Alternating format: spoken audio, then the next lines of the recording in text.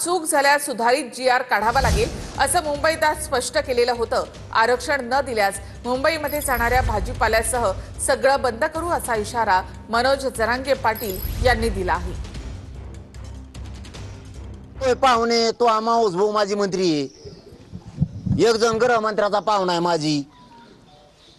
तुमचे खानदान पुरे इशित वाढलेले आहेत, आम्ही गळक्या पत्र्यात वाढलेले लोक आहेत, पडलेल्या घरात वाढलेले आहेत। आम्ही आमचं घेतो, आम्ही आमच्या समाजाला देतो, तू टेन्शन घेऊ नको। हुकलं फिकलं तर आता आंदोलन करायची गरज नाही, उपोषण करायची गरज नाही। यांना भाजी नाही द्यायचं, पाला नाही द्यायचा, दूध नाही द्यायचं। मुंबईत तिथंच वाळू खा म्हणा ती समुद्रातली पाळू। 17 सप्टेंबरच्या आधी कुणबी प्रमाणपत्र देण्याची प्रक्रिया सुरू करा असा अल्टिमेटम जरांगे पाटलांनी दिला। हैदराबाद गॅझेटच्या नोंदींच्या आधारावर प्रमाणपत्र देण्याची प्रक्रिया सुरू करण्याची मागणी जरांगे यांनी केली। प्रमाणपत्र दिलं नाही तर दसरा मेळाव्यात सरकार विरोधात भूमिका जाहीर करावी लागेल असं जरांगे म्हणाले। गॅझेटियरची तातडीनं लगेच अंमलबजावणी करून नोंदी जर नाही केल्या तर येत्या दसरा मेळाव्यात आम्हाला आमची भूमिका जाहीर करावी लागणार आहे सरकारच्या विरोधात। 17 सप्टेंबरच्या आत मराठवाडा मुक्ती संग्राम दिन, त्याच्या आत ही प्रोसिजर सुरू झाली पाहिजे।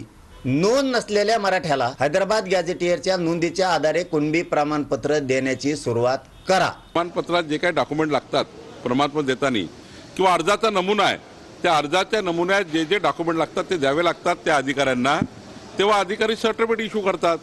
म्हणजे सर्टिफिकेट इश्यू करताना कुठला तरी नोंदीचा दाखला द्यावा लागेल, कुठेतरी कुणबी समाजाची नोंद आहे त्याचा दाखला द्यावा लागेल। शेवटी अधिकाऱ्यांना आपण काही त्यांच्या मानेवर तलवार देऊन तर ठेवून तर काही आपण दाखले काढू शकत नाही। दरम्यान हैदराबाद गॅझेटवरून राज्य सरकारनं काढलेल्या GRच्या विरोधात भुजबळ कोर्टात जाण्याची शक्यता आहे। GR बाबत स्पष्टता यावी म्हणून कोर्टात जाणार असल्याचं भुजबळांनी याआधी स्पष्ट केलंय।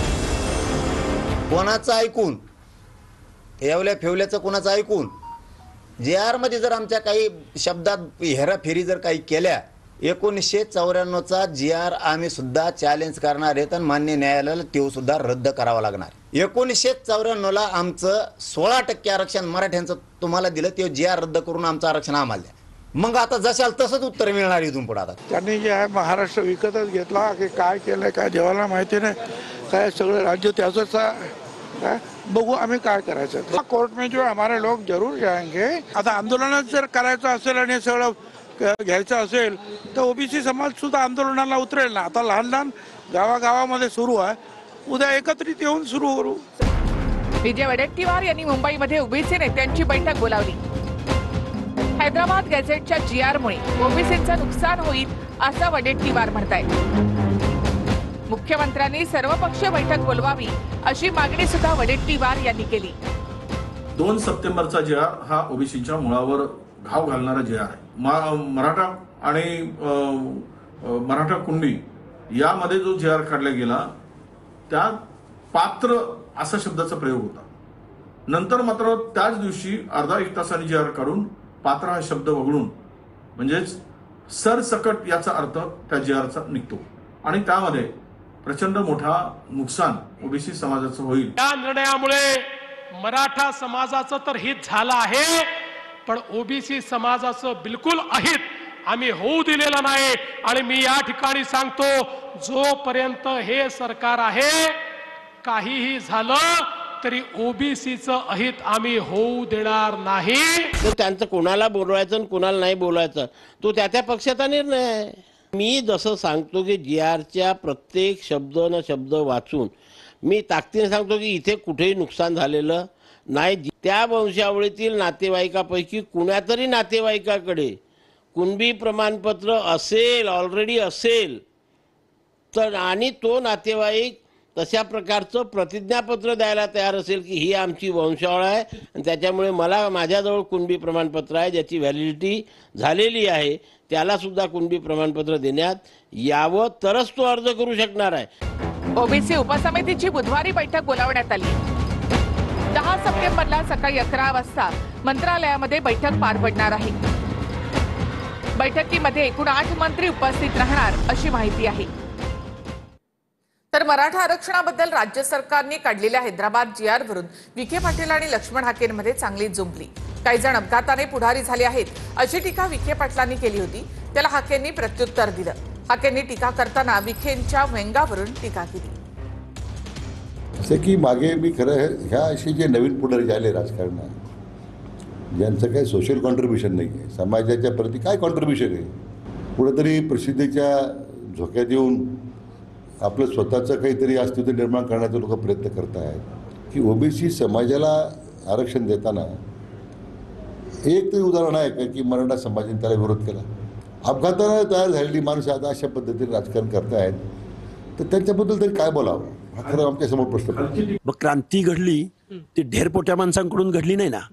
क्रांती घडली ती कारखानदार आणि पोट भरलेल्या आणि पैशाची ढेकर देणाऱ्या, सत्तेची ढेकर देणाऱ्या माणसांकडून क्रांती नाही घडली.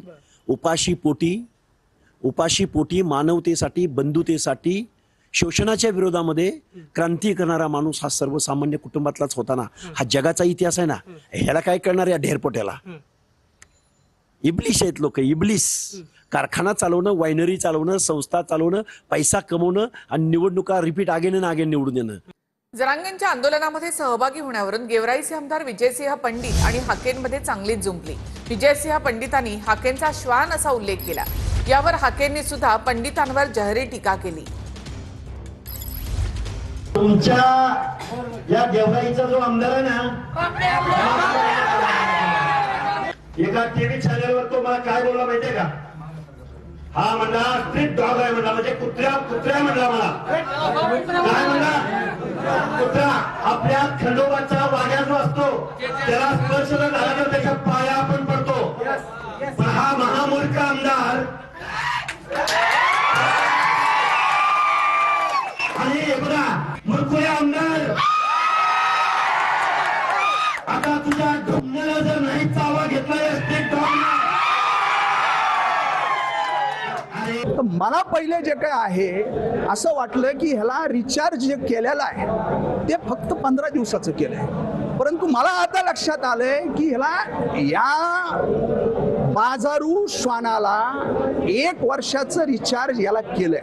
मला आता त्याचा शोध लावावा लागेल, त्याचा सोक्षमोक्ष लावावा लागेल की ह्याला रिचार्ज कोण करतंय. लक्ष्मण हाके देशी दारूचे ब्रँड अँबेसेडर सूरज चव्हाणांनीही टीका केली. दादांवरील टीकेशिवाय प्रसिद्धी मिळत नाही हे हाकेला माहिती आहे. अजित पवार यांच्या राष्ट्रवादीचे सरचिटणीस सूरज चव्हाण यांनीही टीका केली आहे. मध्ये देऊन हाकेला बोलावतोय त्याचा धनी सूरज चव्हाणांनी खोचक टोलाही लगावला आहे. त्यांचा ट्विट आपण इथे पाहूया. देशी दारूचे ब्रँड अँबेसेडर लक्ष्मण हाके यांची ओबीसी समाजाबद्दल भूमिका तितकीच खरी आहे जितके त्यांच्या डोक्यावरचे केस खरे आहेत. अजित पवारांवर टीका केल्याशिवाय प्रसिद्धी आणि आमदारकी भेटत नाही हे हाकेला माहीत आहे. म्हणून हा सगळा खटाटोप चालू आहे. मनी देऊन हाकेला बोलावतोय त्याचा धनी.